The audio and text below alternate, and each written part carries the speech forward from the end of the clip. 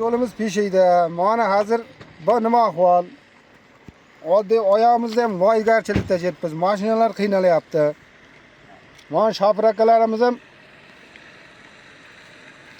bu mashinada yurishini qarang, safsin, yeri bo'lmayotgan darajada odam umuman yeri bo'lmay, mashin ko'payib tursin.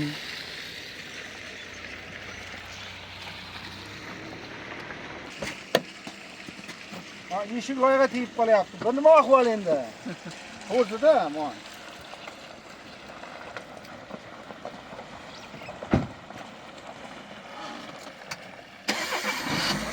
Aziz do'stlar, men ayni vaqtda Sho'rquduq Cho'loqchi yo'lida turibman. Ushbu yo'l yillar davomida o'ta abgor holatga kelib qolgan edi.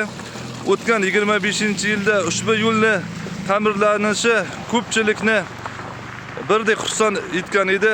Afsuski mana bir necha oydan buyon ushbu yo'l ta'mirlanishi to'xtab qoldi. Natijada ushbu yo'lning ahvoli yanada abgor holga kelib qoldi.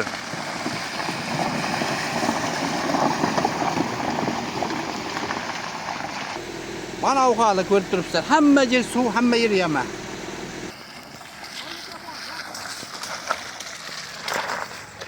Assalomu alaykum. Mana shu uzoq o'ydim chuqur yo'llarda bayram qilib yuribmiz-da. 20 minutlik yo'llarni mana 1 soatda kamida bosyapmiz. Yo'ldagi ahvollarini ko'ryapsiz. 1 soat, 1,5 soat ham ketyapti.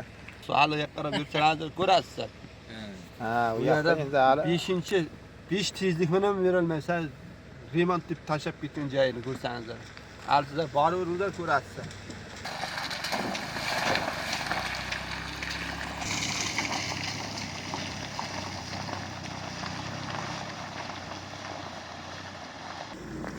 Biz qiynalib ketdik mana yo'lda. Shu rizqimiz, tirikchiligimiz mana shu yo'lda yurish. Ofshi yurib bo'lmaydi, birinchi sikrda yuryapmiz. O'sha agar imkoni bo'lsa yo'lni sozlab qo'ygani yaxshi edi. Ofshi yurib bo'lmayapti. Ofshi aytishga nima yo'q. Ilojiz. Buni iloji bo'lsa bir yo'llar sal nima qilsin.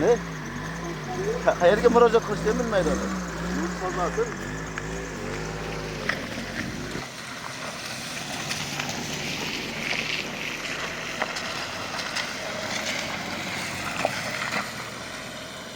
Yo'limiz toza abgor bo'lib qolgan. Ta'mirlash keldi, ta'mirlash hali narxlar vaqt botib qoladi mashinalar. Suv elyapti, yer ko'rsangizlar, yer vaqt raso yo'yapti-da. Xo'sh, men ustaga boraverib, juda ko'p odam charchab ketdi. Bizlarga minus bo'lyapti, xalqqa minus. Sho'rquduqdan Chiroqchiga borguncha 1 soatdan ko'p yuramiz. Mana shu yerda taqir toza asabga tegib ketadi-da. Buyog'i mashina ishingiz ochsa, buyog'i Chiroqchiga tez borish kerak, Bansaga yetib borish kerak. Juda qiyin-da ahvol. Bemorlar bor, ta'ziya bo'lyapti, kecha kelolmay qolyapti. Og'aylarimiz yetib kelolmayapti. Yo'lda yurib bo'lmaydi. Mana shu Chiroqchiga borguncha juda ham yomon ahvolda. Buni endi aholi qilib bo'lmaydi. Endi qani-ku aholining kuchi yetsa-yu, buni hech bo'lmasa greder qilsa ham ozgina yo'llarimiz tekis bo'ladi. Hozir bu yo'lda agar bu holatda qoladigan bo'lganda buzmaslik kerak edi. Avvalgi holati ham bu holatdan ancha yaxshi edi-da. Iskor ham yuraydi, boshqa hamma texnika yaxshi yuraydi. Markazga, tumanimizning markaziga borib kelishga bunchalik qiynalmagan edik-da.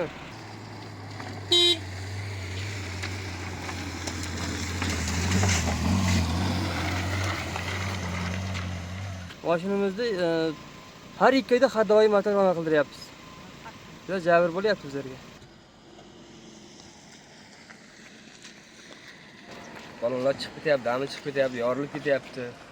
Birorta qarayotganlar bormi, yo'qmi yo'llarga? Yo'l ahvoliga qarab bo'lmaydi. Mashinalar ham birinchi joy sinib ketyapti, yorilib ketyapti taglar.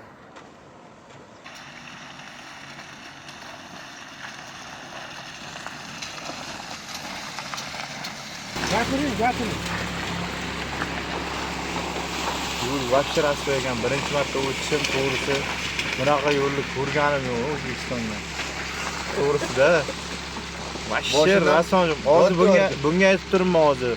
Samarqanddan aylanib ketsak bo'lmaydimi Shahrisabzdan ko'ra deb turibman-da. Samarqandga ketamiz, Samarqandda yo'ldan qaytib yurib rasvo bu yo'l bor. Shudgordan ketgan yaxshi-da, agar botib qolmasak bor. Nima bu ahvolga? Kattalarimizdan iltimos qarasin. hech bo'lmasa bir shag'al to'kib bersa mana shu yo'lga. Biz ham birinchi marta o'tishimiz, yana o'tamizmi yo'qmi Xudo biladi. Lekin bu yerdan qatnayotgan har kimga xalqini joniyat o'zim bersin endi. Bilamiz.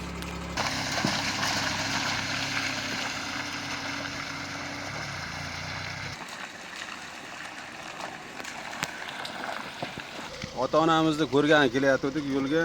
Bu yo'lda ahvoli umuman talabga javob bermaydi. Bir kelib ketdik o'sha kuni butun Xadavoyda remont qildirdim-da.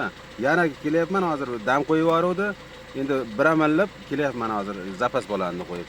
Endi xalqimiz juda qiynalyapti bu yo'ldan. Endi erta-chira ta'mirlab bersa juda yaxshi bo'lardi davlatimiz.